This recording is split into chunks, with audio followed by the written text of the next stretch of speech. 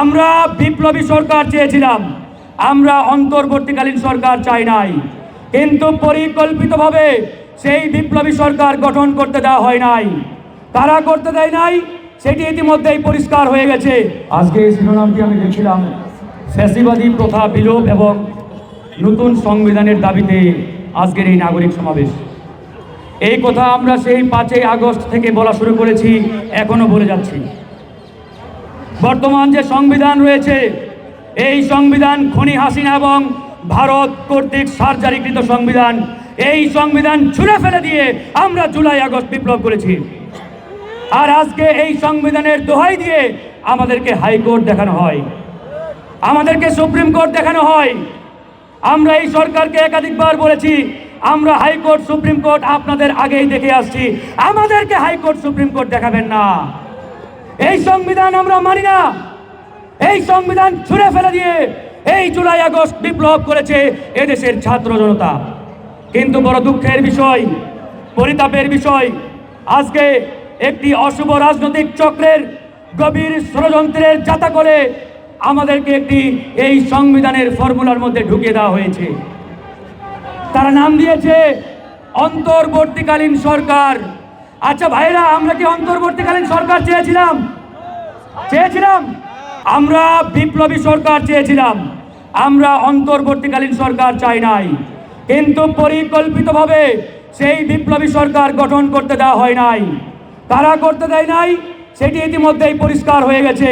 সেই 5ই আগস্টে খনি হাসিনা পালিয়ে যাওয়ার পরে ক্যান্টনমেন্টের বৈঠকে যে সকল রাজনৈতিক নেতারা উপস্থিত ছিলেন, তারাই মূলত দায়ী এই বিপ্লবী সরকার গঠন না হওয়ার পিছনে। সেখানে যখন অন্তর্বর্তীকালীন সরকারের ফর্মুলা থ্রো করা হলো, এই রাজনৈতিক নেতৃবৃন্দ তারা কেন বললেন না আমাদেরকে একটু সময় দেন, আমরা ভেবে দেখি, আমরা একটু আলোচনা করি? তারা বিন্দু পরিমাণ চিন্তা না করে তড়িৎ গতিতে জিওজুর বলে মেনে নিলেন। তারপরে আর্মির গাড়িতে করে তাদের নিয়ে আসা হলো রয়ের হেডকোয়ার্টার বঙ্গভবনে এনে সেই রয়ের রাষ্ট্রপতি কর্তৃক গ্রিন সিগন্যাল প্রাপ্ত প্রেসিডেন্ট শাহাবুদ্দিন চপ্পুর দরবারে হাজির হয়ে বলা হলো, মাননীয় মহামান্য প্রেসিডেন্ট, আমরা এরকম একটি অন্তর্বর্তীকালীন সরকার করতে চাই, আপনি কি বলেন? সে বলল, ইয়েস, করা যায়। বুঝছেন তো, তখন পর্যন্ত প্রত্যেকটি ফর্মুলা তাদের সূক্ষ্ম সেই প্ল্যান ওয়াইজ হচ্ছে। এরপরে এই অন্তর্বর্তীকালীন সরকারের ভবিষ্যতে কেউ যাতে বৈধতা চ্যালেঞ্জ করতে না পারে, ওই রাষ্ট্রপতি দপ্তর থেকে প্রধান বিচারপতির দপ্তরে চিঠি পাঠানো হলো যে এটা বৈধ নাকি অবৈধ, ভবিষ্যতে কেউ যাতে প্রশ্ন না করতে পারে, আপনি কি বলেন জনাব? বাংলাদেশের প্রধান বিচারপতি, তখন পর্যন্ত হাসিনার নিয়োগপ্রাপ্ত প্রধান বিচারপতি, সে বাংলাদেশের প্রধান বিচারপতি ছিল না 5ই আগস্টে। সে বলল, ইয়েস, খুব ভালো ফর্মুলা, হয়ে যান, করে ফেলেন, সিগন্যাল দিয়ে দিল। তারপরে হলো কি? অন্তর্বর্তীকালীন সরকার। এই সরকার না অন্তর্বর্তীকালীন, না বিপ্লবী, না অমুক না তমুক, কিছুই জানি না, একটা জগা খিচুড়ি সরকার বানিয়ে ফেলেছে। এরা বলে কেউ আমরা এই সংবিধান মানি না, আবার কেউ বলে সংবিধানের কিছুটা মানি, কেউ বলে অল্প মানি, এরকম একটা অবস্থা। তাই বন্ধুগণ, আজকে তাদের যে পরিষ্কার দাবি, এই সংবিধান আমরা মানি না, এই সংবিধান ফেলে দিয়ে নতুন সংবিধান প্রণয়ন করতে হবে। এই জায়গায় আমরা কোনো আপোষ করব না, এই জায়গায় আপোষ করার কোনো সুযোগ নেই। তাই আমাদেরকে সমস্যারে আওয়াজ তুলতে হবে।